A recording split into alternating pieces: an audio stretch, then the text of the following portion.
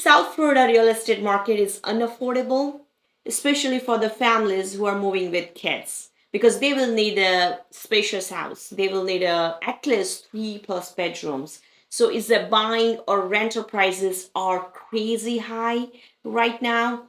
That's what we'll be talking about in this video.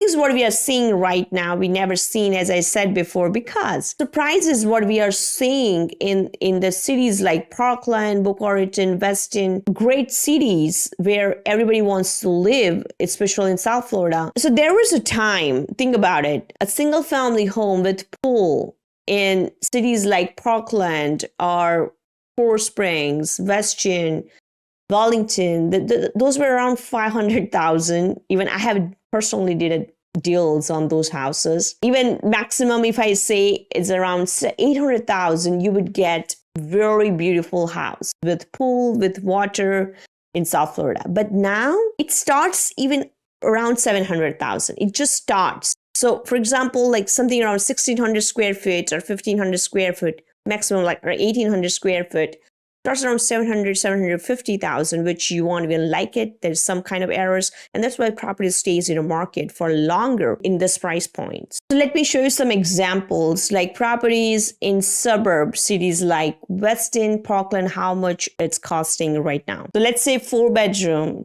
single family houses with pool, with some view. There is, of course, negotiation room that we'll talk about what's kind of making this market due to the buyers and what it means to you if you're looking to buy in this particular market. But yes, prices have changed totally, and we are in the new world. This is not just about real estate market, right? What we are seeing, at least at this moment, what I understand is cost of living in general has gone so much up. Cost of living, even in groceries, it went up so much. Now, when you go to buy something in Walmart, you won't come out unless giving the bill of $200 minimum. That's kind of becoming now trend. So this inflation thing is the big on our lifestyle at this moment. And that's what made this market very weird, because of the inflation, Fed tried to control the rates and they increased these numbers that push this market to a little weird state where the supply is lower and the demand is lower too. Last year, what we saw, lowest mortgage application from the buyer side, lowest. That is what kind of give a feel of negotiation market. That's why I said in a front, like this is a great opportunity for investors to invest. If you find the correct property, you can get very good amount of deal, because sellers now they are getting frustrated if the property is not maintained well, is not in a good condition, or they are in a little bit of stressed out situation financially. The sellers right now who has interest rate lowest, they do not want to sell their house. Why would they sell? Like 2%, 2.5% if someone has locked. Why would they sell house and buy at 6% or even 7% interest rates? So that gives the feeling of supply being low, and it's still low. Not too much inventory is coming. Summer is coming closer. So in general, the inventory is much better in a summer. So we are seeing a little better numbers coming out, better layouts are coming out in a market. But again, it's not still the inventory wise up to the number. And the demand wise, summer market is not bad, but it's not anymore multiple offer situations. That's why I said if the correct property, if you are correct team, you can definitely knock down the numbers. And if you want to like invest, this is what I was talking about. Even though numbers doesn't match, but appreciation wise, it is still great market to do it. But let me tell you this, it's very subjective to the location. Not only just city to city, even the zip code to zip code, property to property. You need to be very strategic where you're putting your money. It's not that easy like before, where blindly you could make 10% or 15% ROI in your rental investments. House hacking, like I used to do house hacking or in a flipping business just before pandemic. This is not still the 100% correct market for the flipping. Individually, the property to property you can decide. So last year I did like 3 flips. This year we are seeing even foreclosures are coming out. Is it going to burst this bubble that nobody can say. And I'll be honest, like future, you cannot predict what this economy is going to, but what it looks like, the inflation being still high, it's still not kind of at the number what government wants to be. This interest rates won't be going down as soon as possible. They will be staying up. That's the only way to control inflation, at least according to the government. That Fed has to keep the interest rate between 6 and 8.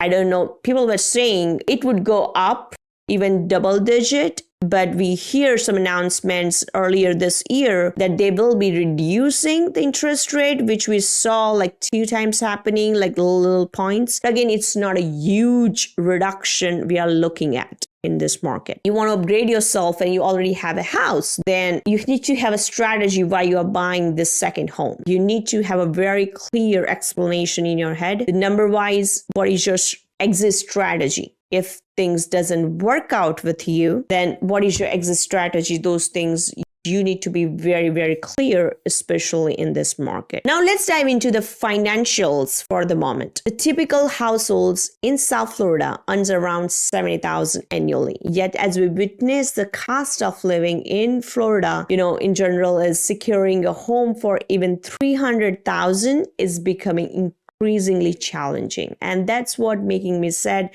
But this market it's 100% giving the feel of unaffordability, and a lot of other changes are happening in real estate. That's what making it more unaffordable to the, first-time home buyers who are struggling to meet their ends. And when it comes to renting, the situations mirrors the steep cost associated with the cities like Los Angeles now, with average rents nearing the $3,000 mark each month, which I have never seen in Florida. Florida, I used to always talk in my videos, is the best cost of living wise. You get, $800 property rental is you will get 3+ bedrooms. Now, this is just a dream. You don't even get around $800, like a decent looking property. So it's and if you talk about the single family houses, it's completely changed the rental market too. Now it's not increasing at least. So I'm glad it's not going up and up and up and up, because last year we saw landlord increased like $400 to $600 in average, just like this. It was one of the worst. Real estate professional, when I say with my clients who are renting and who does not want to even buy, not ready for buying because interest rates were going up. So it's like a very weird situation where it feels like American dream as having a home, it is still just a dream. It's a little bit reduced, at least right now, because you are able to negotiate more better if you're looking to buy than last year. And the renting wise is not as bad, but you're still paying a very good amount. If you're looking to rent single family house, it's not cheap. So this raises a crucial question for many of us. How is it feasible for us, as a families to navigate the South Florida market with such high cost? In cities like Miami, Fort Lauderdale, Boca Raton, we are seeing significant shift in average prices. Like it increased so much. Like average, I'm talking about, let's say in Weston, just an example, it's like 30% to 35% is increased. A lot of good properties like the lakefront properties increase even 50% higher, especially in the last couple of years.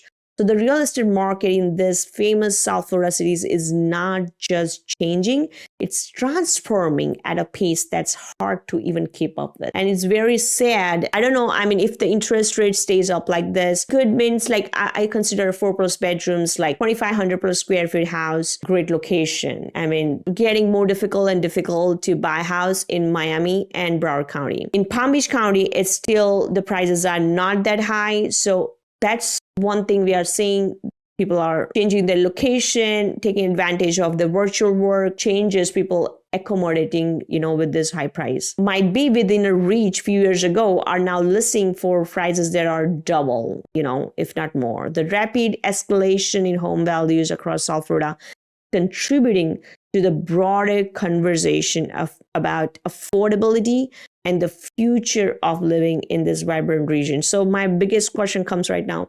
Are we in the stage of affordable state? Deeper analysis with comparing some other states, which we have been doing, like let's say compare with the California, Boston market, Washington market. Definitely we are in a good numbers. New York market, that's why a lot of New Yorkers or Californians moved to Florida. And